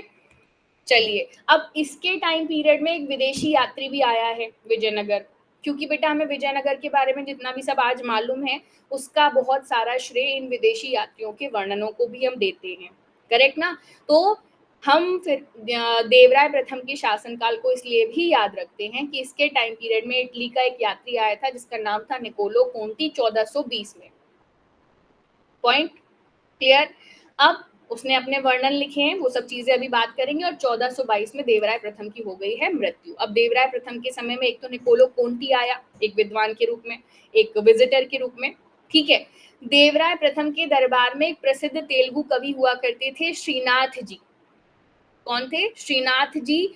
हम जब संगम साहित्य को पढ़ते हैं, हम जब विजयनगर के बारे में पढ़ते हैं, जब हम आर्ट एंड कल्चर को पढ़ते हैं, तब श्रीनाथ का नाम आता है और वो एक बहुत महत्वपूर्ण जो है तेलुगु कवि है। ठीक है। तो वो देवराय प्रथम के दरबार में रहा करते थे, तेलुगु कवि श्रीनाथ। चलिए अच्छा, देवराय प्रथम के बारे में ये बात भी फेमस है कि वो जो विद्वान लोग थे उनका बहुत सम्मान किया करता था, उनको बहुत सपोर्ट किया करता था। और देवराय प्रथम के समय में विजयनगर जो है वो दक्षिण भारत में विद्या के केंद्र के रूप में उभरा, क्योंकि उसने विद्वानों को बहुत ज्यादा समर्थन किया है। ये देवराय प्रथम की बात हो रही है बेटा आईपीएस। अभी वो जो पॉइंट है ना तुम्हारा तेलुगु कवि वाला, वो मैं अभी क्लियर करती हूँ। तुम लोगों को, बहुत सारे लोगों को डाउट है, तेलुगु ध्रुव ने भी ये क्वेश्चन उठाया था, है ना, कि जो श्रीनाथ जी हैं वो देवराय प्रथम के टाइम पीरियड में कि द्वितीय के टाइम पीरियड में, तो मैंने अभी जो तुम्हें बताया पहले वो डेटा समझो, अभी मैं तुम्हें इसके बारे में और बताती हूँ। अब देवराय प्रथम का चैप्टर हो गया क्लोज, 1422 में हो गई खत्म बात। ठीक है, कोई बात नहीं, मैं बता रही हूँ ना ध्रुव, सुनो, अभी टाइम पीरियड भी नहीं याद रखना पड़ेगा। अब देवराय प्रथम के बाद क्या देवराय द्वितीय उसका बेटा है? ना, नो। देवराय द्वितीय वास्तव में देवराय प्रथम का क्या है? बेटे का बेटा है। क्या है? बेटे का बेटा है। और वो भी एक क्रम में नहीं आया है। सुनिए, पहले देवराय प्रथम की मृत्यु हुई तो राजा बना रामचंद्र 1422 में, थोड़े दिन तक रहा, कुछ महीने के लिए मृत्यु हो गई। रामचंद्र के बाद एक और बेटा है वीर विजय, उसने गद्दी संभाली, थोड़े टाइम तक राजा रहा, उसके बाद उसकी भी मृत्यु। विद इन कुछ मंथ में ही देवराय द्वितीय के दोनों बेटों की मृत्यु हो गई, पहले रामचंद्र की, फिर वीर विजय की। उसके बाद वास्तविक तौर पर अगला राजा बना वीर विजय का बेटा, जिसका नाम था देवराय द्वितीय। ठीक है, तो वास्तव में देवराय द्वितीय देवराय प्रथम का कौन है? कौन है? बेटे का बेटा है, पोता कह लीजिए या नाती कह लीजिए, वॉट एवर इट इज, जो भी आप मानते हैं। तो 1422 से लेकर 1446 तक का टाइम पीरियड रहा देवराय द्वितीय का। अब यहाँ पर दो बड़े राजाओं का दो लंबा टाइम पीरियड देखने को मिलता है। देवराय प्रथम का टाइम पीरियड भी अच्छा खासा देखते हैं हम लोग, 1406 से 1422, अच्छा टाइम पीरियड बिताया, तो अच्छा बहुत सारा काम किया। देवराय द्वितीय का भी शासनकाल लंबा रहा, 1422 से 1446 तक, इसने भी बहुत सारे बढ़िया बढ़िया काम किए। क्या किए हैं? तो बेटा देवराय द्वितीय जो है वो संगम वंश के महान शासकों में से था। संगम वंश का मतलब तो याद आ रहा है ना, हरिहर और बुक्का के पिता का नाम था संगम। इस देवराय द्वितीय को एक उपाधि दी गई थी इम्माद देवराय की, जैसे उसको उपाधि दी गई थी महाराजाधिराज की, हमने पढ़ी थी, ठीक है। ऐसी देवराय द्वितीय को उपाधि मिली थी इम्मादी देवराय की। अब इसने क्या किया? इसने कृष्णा नदी तक विजयनगर की उत्तर और पूर्वी सीमा को बढ़ाया। तो मैं यहाँ पे आपको एक रफ डिजाइन बना के बताती हूँ। ये कृष्णा रिवर है मानो, और ये तुंगभद्रा रिवर है। विजयनगर जो साम्राज्य है वो तुंगभद्रा के किनारे था। देवराय द्वितीय ने क्या किया? देवराय द्वितीय ने अभी तक, देवराय प्रथम ने, है ना, हरिहर द्वितीय ने साम्राज्य का विस्तार दक्षिण की तरफ किया था, करेक्ट। देवराय द्वितीय ने साम्राज्य का विस्तार ऊपर किया है, कृष्णा नदी तक, ये वाला जोन जो बहमनियों से जीता है, करेक्ट। बहमनी तो ही है ऊपर। मैं एक बार फिर से मैप दिखा देती हूँ आप लोगों को, एक सेकेंड रुकिएगा। सी, ये वाला मैप देखिए, इसमें जो येलो कलर का पार्ट है वो बहमनी क्षेत्र है, ग्रीन कलर का पार्ट है वो विजयनगर का इलाका है।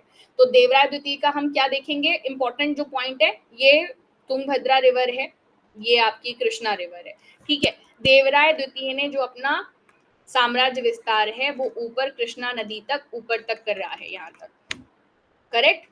तो यानी कि क्या हो गया? सीधा सीधा पंगा हो गया बहमनी से, समझ गए? सीधा सीधा पंगा लिया बहमनी से। ओके, तो ये एक उपलब्धि के रूप में याद रखोगे। सीमा को इसने कहाँ पे बढ़ाया? विजयनगर की उत्तर और पूर्व की तरफ, ठीक है। देवराय द्वितीय ने बेटा आंध्र और उड़ीसा के गजपति शासकों को भी पराजित किया, ऊपर बहमनी की तरफ भी अटैक किया, बहमनी के अलावा उत्तर पूर्व की तरफ भी अटैक किया। जो उड़ीसा के, आंध्र के गजपति शासक थे जो बहमनियों से अलग थे, उनको भी हराया है इसने। अपनी सेना में इसने कुछ नए चेंजेस किए, इसने कुछ तुर्क धनुर्धारियों को भर्ती किया। अब ये लोग हिंदू जो है एक तरीके से साम्राज्य के रूप में विजयनगर को हम लोग याद रखते हैं, लेकिन देवराय द्वितीय के बारे में बहुत इंपॉर्टेंट चीज याद रखने की है, इसने अपने साम्राज्य को थोड़ा लिबरल बनाया। लिबरल सिर्फ धर्म के मामले में कहने को नहीं है इससे इसकी शक्ति बढ़ी, क्योंकि जो तुर्की धनुर्धारी थे वो एक तरीके से आज के समय में समझ लो कि शार्प शूटर्स, करेक्ट ना, शार्प शूटर्स के जैसा था सिस्टम। तो इसने वो कला अपने यहाँ पर शामिल करने के लिए अपनी सेना में तुर्क धनुर्धारियों को अपनी सेना में शामिल कर लिया। तो ये शक्तिशाली, भाई शक्ति बढ़ गई सेना की। अब देवराय द्वितीय योग्य होने के साथ साथ विद्या और विद्वानों का भी संरक्षक था, जैसे देवराय प्रथम था, ठीक है। अब यहाँ पर ये स्टेटमेंट को एक बार आप अपने खुद से आंखों से पढ़िए, क्या लिखा है, पढ़िए सभी लोग जिनको ये डाउट है कि श्रीनाथ जी किसके दरबार में थे। अगर सवाल आता है तो इस स्टेटमेंट को एक बार जरा सभी लोग खुद एक बार पढ़िए, मेरे बिना पढ़े। क्या लिखा है? कुछ समय क्या लिखा है? कुछ समय के लिए। यानी कि टेक्निकल बात ये है कि अगर हम श्रीनाथ जी की बात करें तो उनका ज्यादातर जो कार्यकाल है वो देवराय प्रथम के समय का है। कुछ समय, बहुत थोड़ा सा टाइम है जो वो देवराय द्वितीय के टाइम पीरियड में भी जिंदा तो थे, तो लेकिन उनका जो मुख्य कार्य था वो देवराय प्रथम से ही जुड़ता है।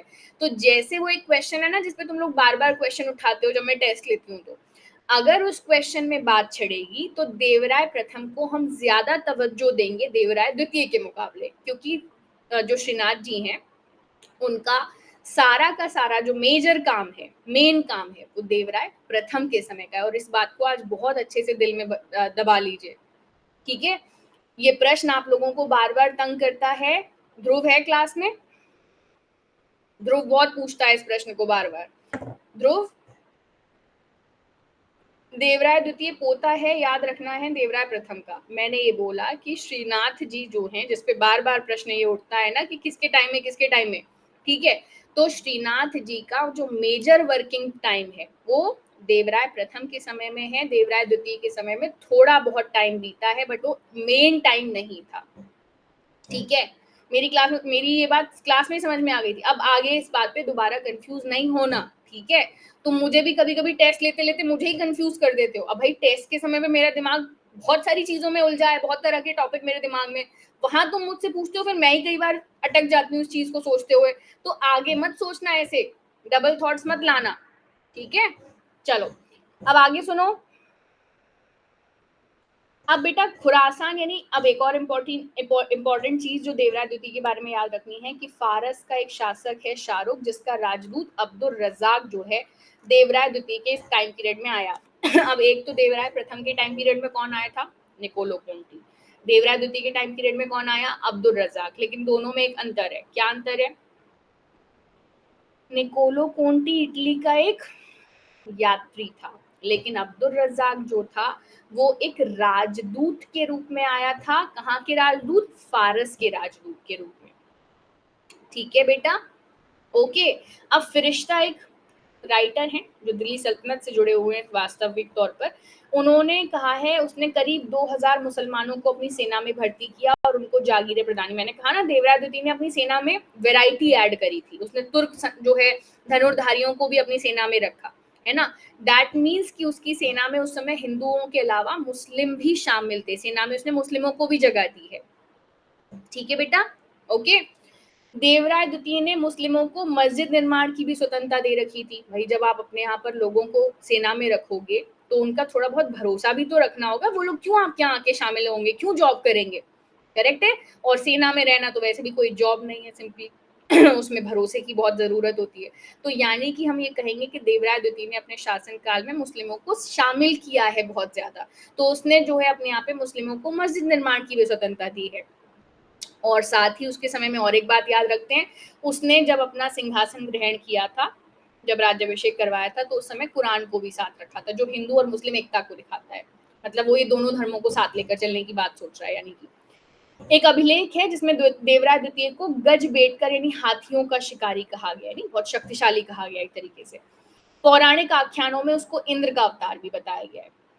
देवराय द्वितीय is a hero in history. बात समझ में आ रही है?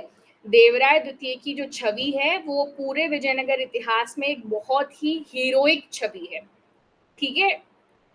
किसका? तुम लोग को यही तो मतलब समझ में नहीं आता, हीरो हीरो होता है बेटा, किसका नहीं होता है, ठीक है। अब ये सारी कहानी क्लोज। 1446 में उसकी मृत्यु हो गई। देवराय द्वितीय ने एक संस्कृत ग्रंथ है महानाटक सुधानिधि और एक ब्रह्मसूत्र पर भाष्य भी लिखा है, यानी एक विद्वान के रूप में भी याद किया जाता है। ये भी सवाल आ जाता है, आर्ट एंड कल्चर का फैक्चुअल क्वेश्चन बन जाता है कई बार, ठीक है बेटा। देवराय द्वितीय ने संस्कृत ग्रंथ महानाटक सुधानिधि और ब्रह्मसूत्र पर एक भाष्य लिखा है। इसके अलावा वाणिज्य को कंट्रोल करने के लिए उसने लकन्ना या लक्ष्मण, जो उसका एक राइट हैंड व्यक्ति था, उसे दक्षिण के समुद्र का स्वामी बना दिया था, अर्थात विदेश व्यापार। देखो, कृषि के क्षेत्र में काम हुआ, सिंचाई के लिए नहरें बनी, किसके समय में? देवराय प्रथम के समय में। तो समृद्धि आनी शुरू हुई। देवराय द्वितीय ने बहुत सारे ऐसे काम किए। उसने जो है अपनी सेना को मजबूत बनाया, मुस्लिमों को उसमें शामिल करके। उसने विद्वानों को संरक्षण दिया, है ना। उसने साम्राज्य विस्तार किया, उसने ग्रंथ भी लिखे हैं, उसने साम्राज्य को समृद्ध बनाने के लिए विदेश व्यापार को भी बढ़ावा दिया है। इसके बावजूद आम लोग विजयनगर को कृष्णदेव राय के साम्राज्य के नाम से ही जान, पॉपुलैरिटी की वजह से अर्चना। इसीलिए तो हम आम नहीं है ना अर्चना, मैं और आप आम नहीं है। हम सिर्फ विजयनगर का मतलब कृष्णदेव राय नहीं कह सकते हैं। हम यूपीएससी के एग्जाम के लिए प्रिपेयर कर रहे हैं बेटा, हम लोग हिस्ट्री के भी स्टूडेंट हैं साथ ही साथ, इसी की वजह से। तो हम हर हीरो को जानेंगे इतिहास के।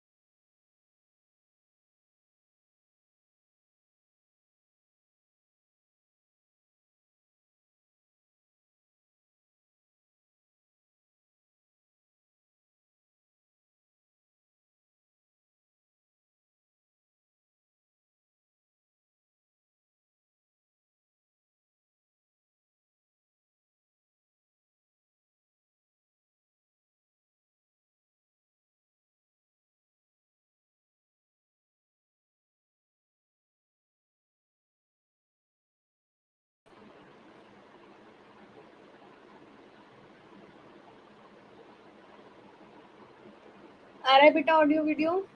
हाँ, स्टक हुआ था। ये थोड़ा-सा यहाँ पे अभी दिक्कत है 2-4 दिन की, उसके बाद हम थोड़ा-सा युद्ध वाली परिस्थितियाँ देख रहे हैं, उसके बाद वरना वापस बैक टू पवेलियन जाने का टाइम आ गया है 2-4 दिनों में, ठीक है? तो ज़्यादा टेंशन नहीं लेनी है, ये 1 आध दिन की और बात है। बस थोड़ा देख लें कि वॉर की क्या सिचुएशन चल रही है, मंडे तक देख लेते हैं कैसा चल रहा है। आप मैम शॉर्ट्स में इसके पॉइंट लिख लें क्योंकि हाँ, लिख लो बेटा नव्या, रिवीजन मैं इसीलिए करा रही हूँ कि शॉर्ट पॉइंट्स तुम लोग लिखना चाहो तो लिख सकते हो, है ना बेटा? ठीक है बेटा, ये समझ में आ गई इतनी बात यहाँ तक? देवरा द्वितीय इज क्लियर? ठीक है। अब एक देखो क्वेश्चन आया है कि अब्दुल रज्जाक विजयनगर कब आया, तो ये याद रखना मुश्किल तो नहीं होगा आप लोगों के लिए? अब बोलो यस और नो। एक बार रुकना, मैं जरा एक चीज और रिफ्रेश कर लूं।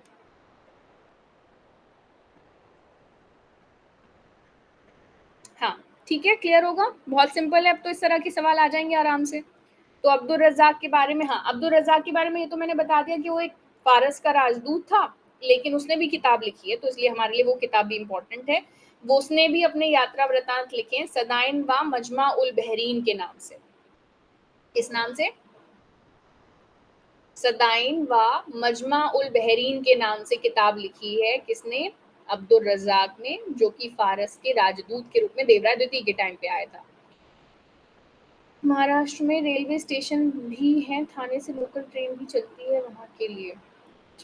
ठीक है बेटा, ओके। चलिए जी, निकोलो कोंटी की बात करिए तो निकोलो कोंटी कौन था?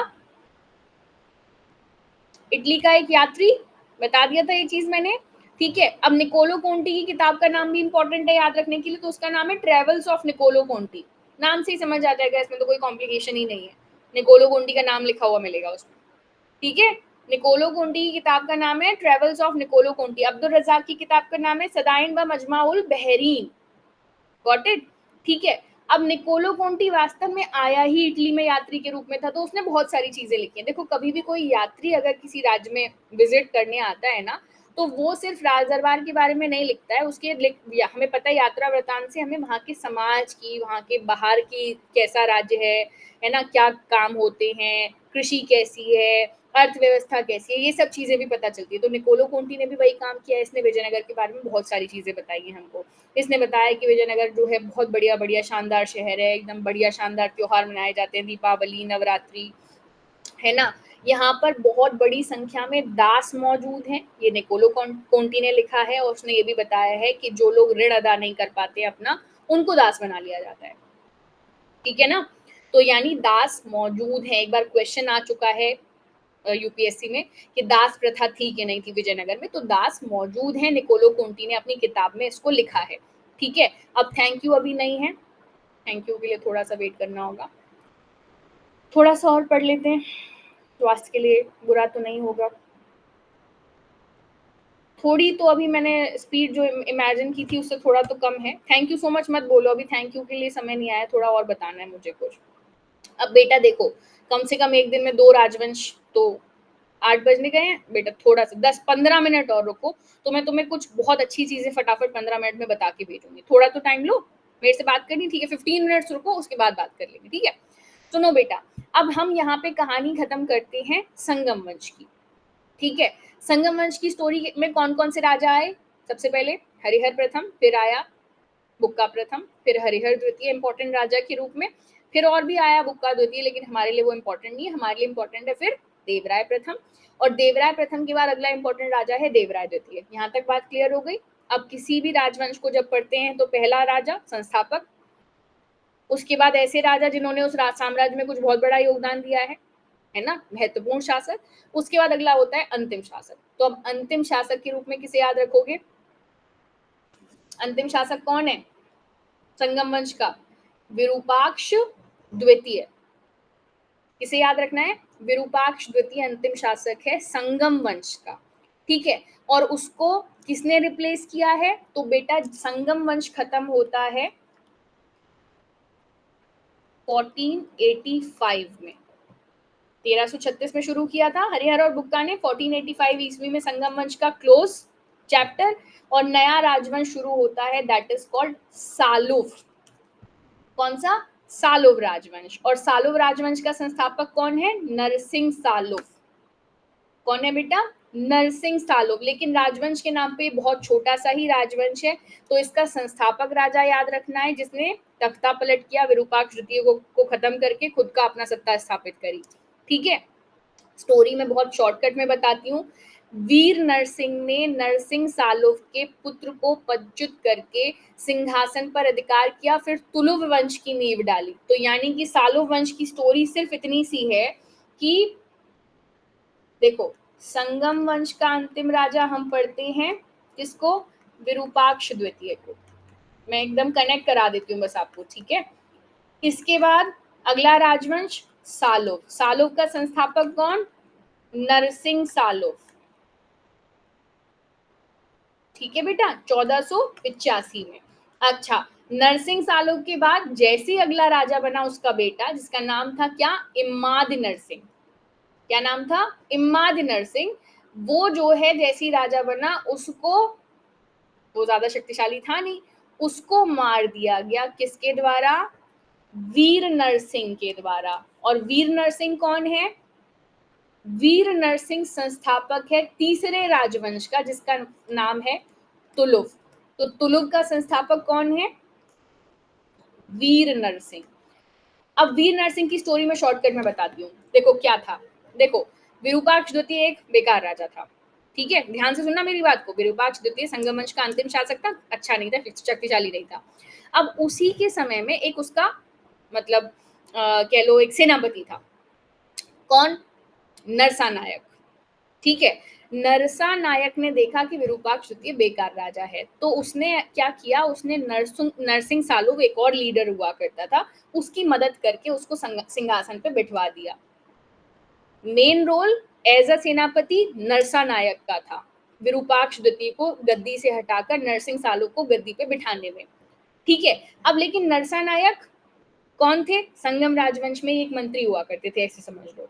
ठीक है, अब नरसा नायक क्या हो गए? एजेड हो गए, है ना। वो तो भाई बहुत समय से संगम वंश में भी काम कर लिया, सालों वालों के साथ भी काम कर लिया। अब इन्हीं नरसा नायक का बेटा हुआ। कौन बेटा हुआ? वीर नरसिंह। नरसा नायक जो संगम राजवंश में एक मंत्री कह लीजिए, सेनापति के पद पर हुआ करते थे, उन्होंने विरूपाक्ष द्वितीय को खत्म करके अगला राजवंश सालुव वंश स्थापित करने में नरसिंह सालुव की मदद की थी। और इन्हीं नरसा नायक का बेटा वीर नरसिंह जब बड़ा हुआ तो उसने नरसिंह सालुव का जो बेटा था इम्मादी नरसिंह, उसको मार दिया और उसकी जगह पर एक नया राजवंश स्थापित कर लिया जिसका नाम था तुलुव राजवंश। तो ये वीर नरसिंह कौन है? ये नरसा नायक का बेटा है, वही नरसा नायक जिन्होंने सालोव राजवंश की स्थापना में भी मदद की थी।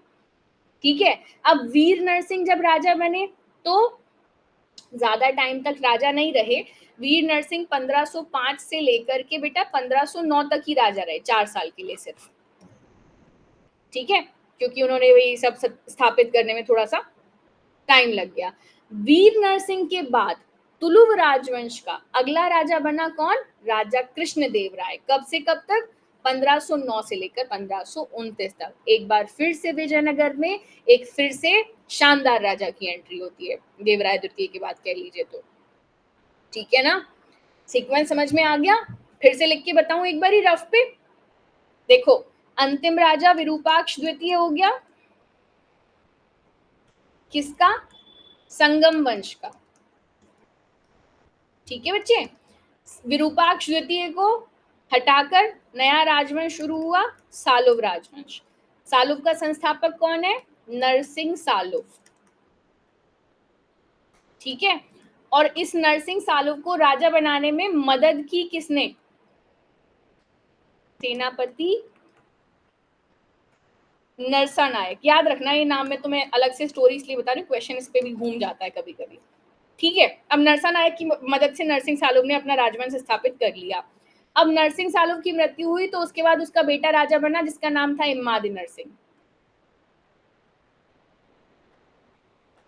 ठीक है, लेकिन इसी बीच नरसा नायक का बेटा भी बड़ा हो गया था। उसने सोचा कि हमारे पिताजी किसी और की मदद कर रहे हैं राजा बनने के लिए, तो हम खुद ही ना राजा बन जाएं जब हमारे पिताजी का ही राज है। तो करेक्ट ना। तो इस इम्मादी नरसिंह को तुलुव राजवंश की स्थापना करते हुए वीर नरसिंह ने। वीर नरसिंह कौन है बेटा? ऊपर जिनका नरसा नायक का नाम लिखा है सेनापति के रूप में, इस नरसा नायक का पुत्र है वीर नरसिंह। इस वीर नरसिंह ने इमादी नरसिंह को मार दिया। सालोव राजवंश खत्म। लेकिन वीर नरसिंह 1505 से लेकर के केवल 1509 तक राजा रह सका, उसके बाद उसकी मृत्यु हो गई। आगे कौन राजा बनेगा? तो आगे राजा बनता है 1509 ईस्वी में राजा कृष्णदेव राय, जिनको आप जरूर अच्छे से जानते होंगे, जिनका नाम,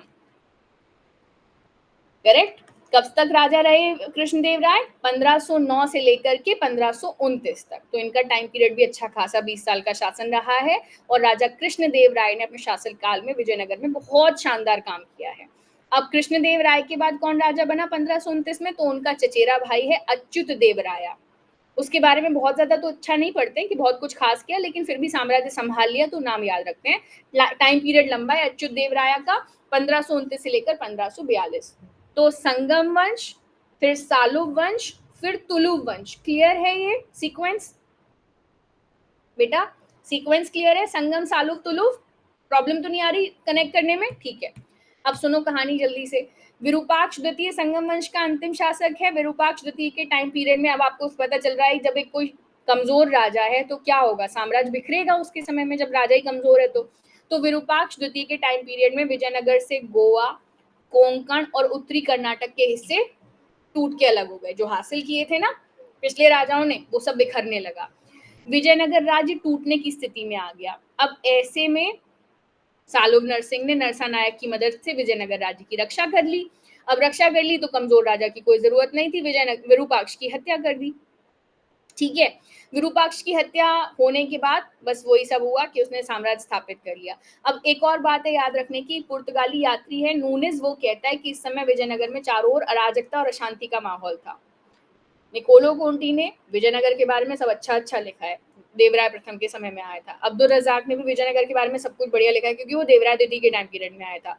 नूनिस जो है वो इस समय पे आया है जब संगम वंश खत्म हो रहा है, सालुव तुलुव का ट्रांजिशन हो रहा है। तो इसने बताया कि इस समय विजयनगर में अफरा तफरी मची हुई है। विजयनगर साम्राज्य क्या है, ट्रांजिशन के दौर से गुजर रहा है। तो ये बात हमें कहाँ से पता चली? पुर्तगाली यात्री नूनिस के विवरण से। ठीक है। अब ये वाली स्टोरी मैंने आपको बता दी, नरसा नायक ने पहले राजमहल पे कब्जा किया, फिर सालुव नरसिंह को राजा बनवाया। ठीक है। और इसको विजयनगर साम्राज्य का पहला बलापहार कहा गया। अभी तक आपने देखा नहीं होगा कि विजयनगर में किसी ने राजा को मार के शासन स्थापित किया, पहली बार ही तो हुआ विरूपाक्ष द्वितीय को मार के शासन स्थापित। अभी तक जो स्टोरी सुनाई थी उसमें क्या हुआ, उसमें अभी तक किसी ने राजा को मार के सिंहासन हासिल नहीं किया था, लेकिन विरूपाक्ष द्वितीय को मार के सिंहासन हासिल किया सालुव नरसिंह ने। करेक्ट ना? तो इसलिए इसे विजयनगर साम्राज्य का पहला बलापहार कहा गया। बलापहार का मतलब शक्ति के दम पर सिंहासन जबरदस्ती हासिल करना। अब तुलुव वंश की स्थापना हो गई। 1505 से लेकर 1570 तक चला। नरसा नायक का बेटा था वीर नरसिंह, उसने स्थापना करी थी। अभी स्टोरी सुनाई मैंने आपको।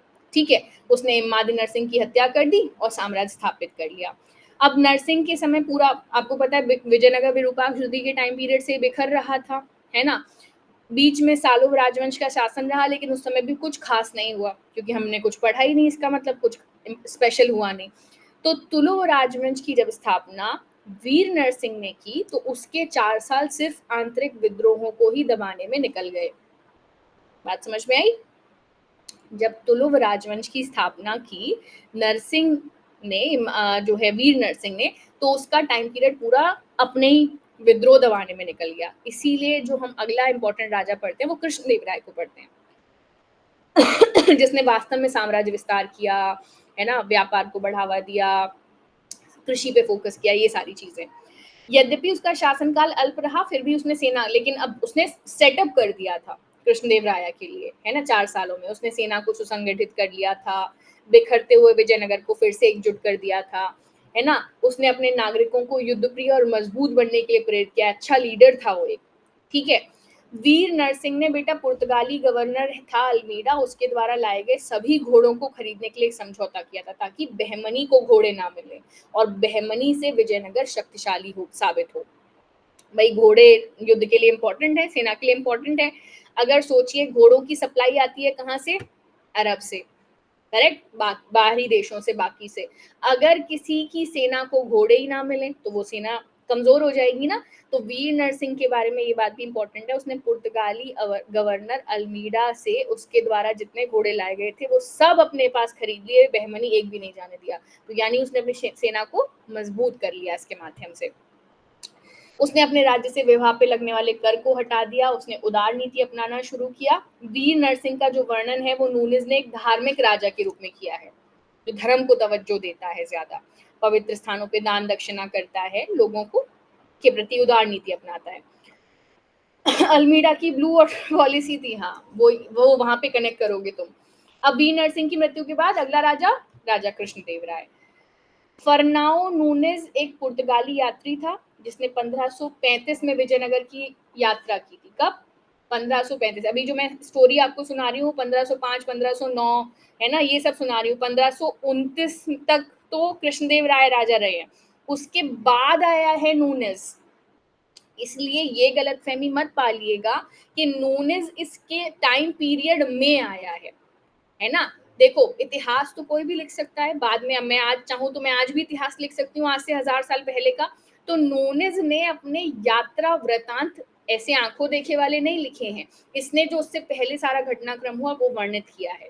तो नूनेज आया है कब? 1535 में विजयनगर। और नूनेज ने विजयनगर को एक वर्ड यूज किया है, विजयनगर की जगह बिश्नाग। भाषा का फर्क पड़ता है ना। वो पुर्तगाली यात्री था तो उसे विजयनगर नहीं समझ में आता था, वो विजयनगर को बिश्नाग कहता है बार बार।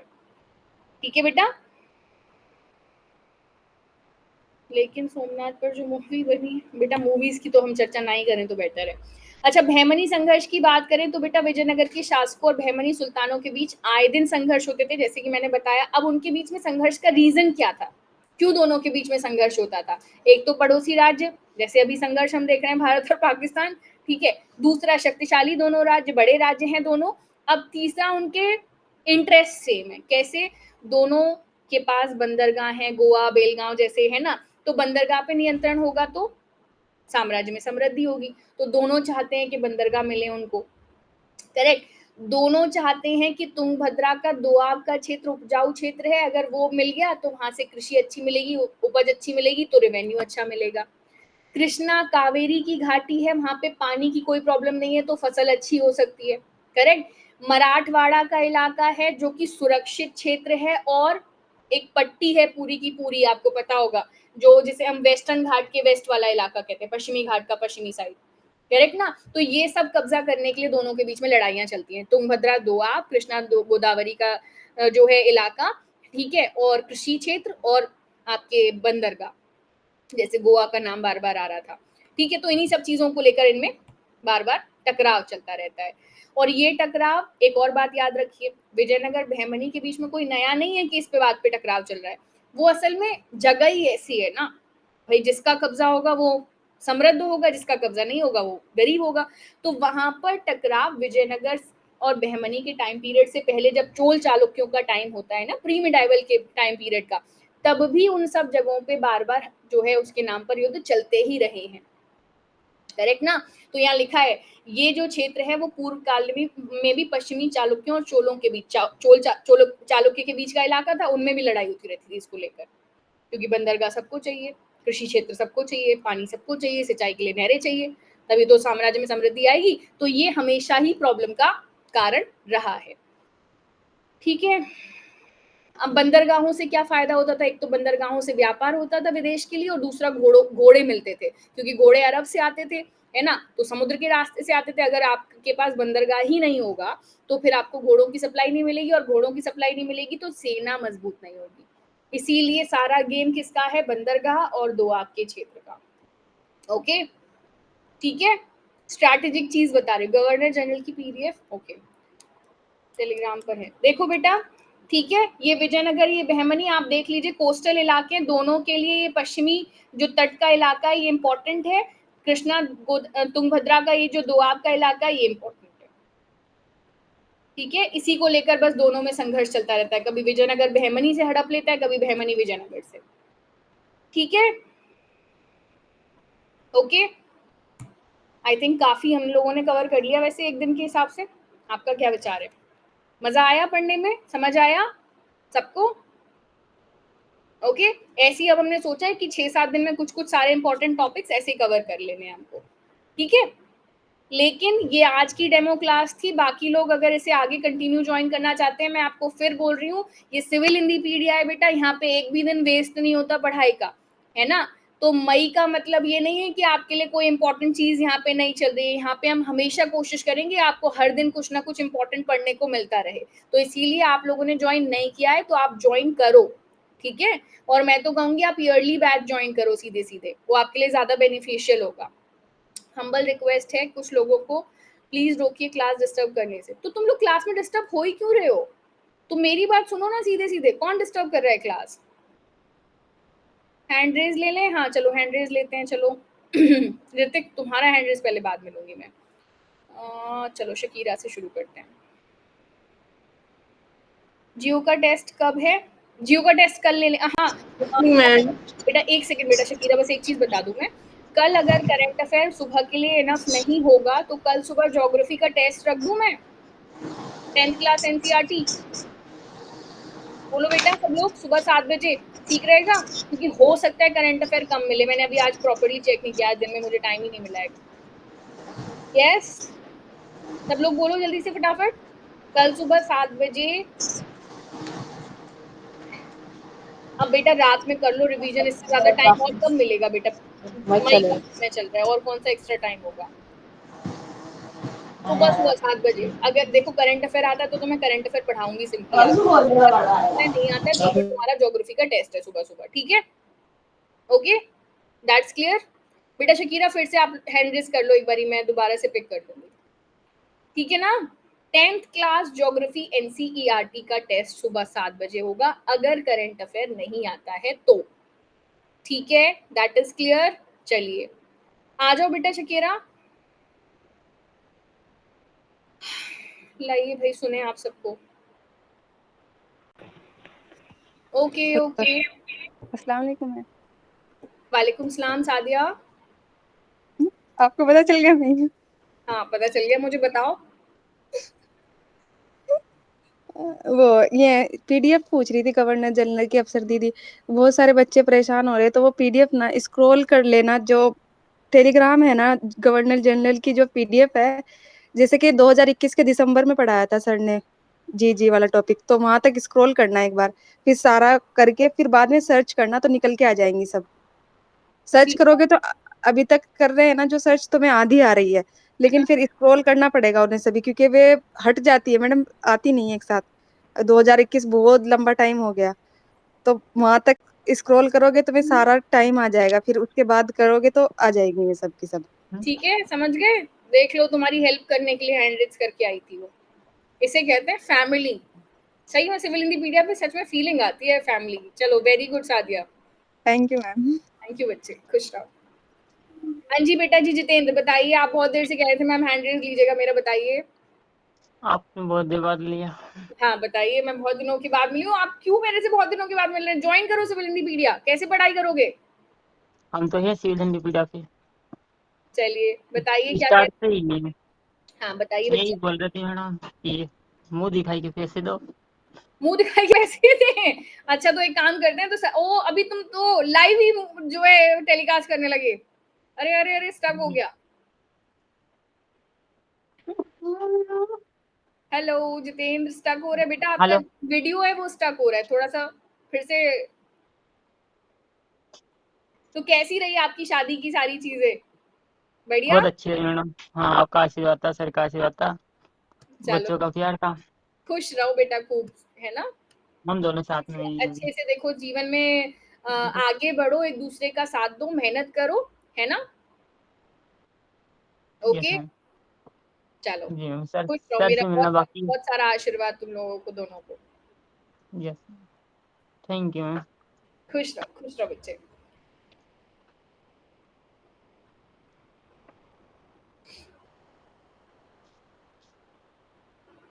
हाँ जी, और लोग बाकी के चलो सबको एक्सेप्ट कर लेते हैं एक साथ ही।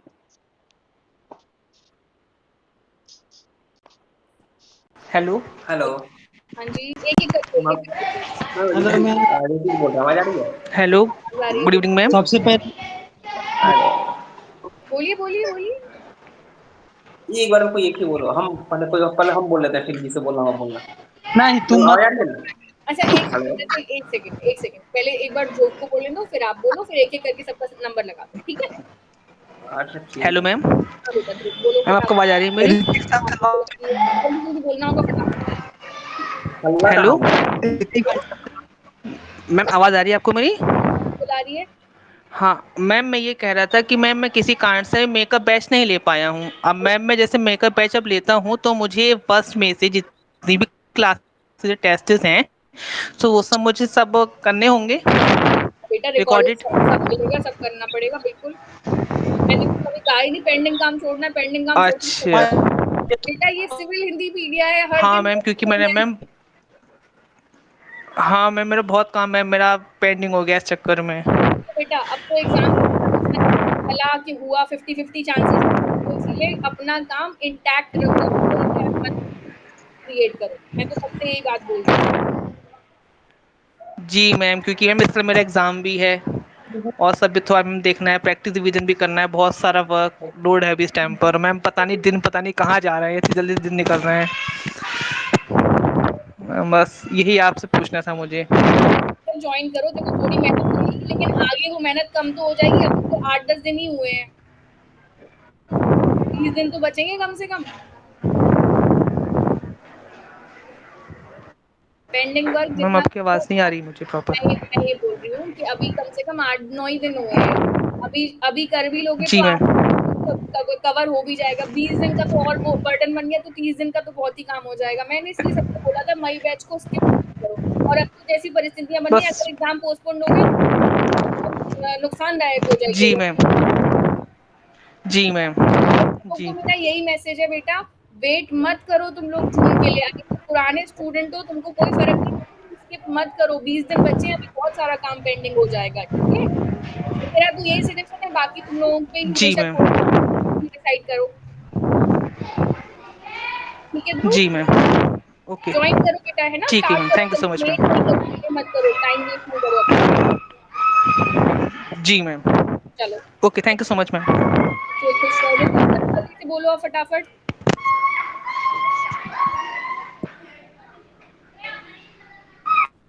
ऋतिक। ध्रुव भाई। मैम आवाज आ रही है मैम? हाँ बेटा बिल्कुल आवाज आ रही है, बोलो।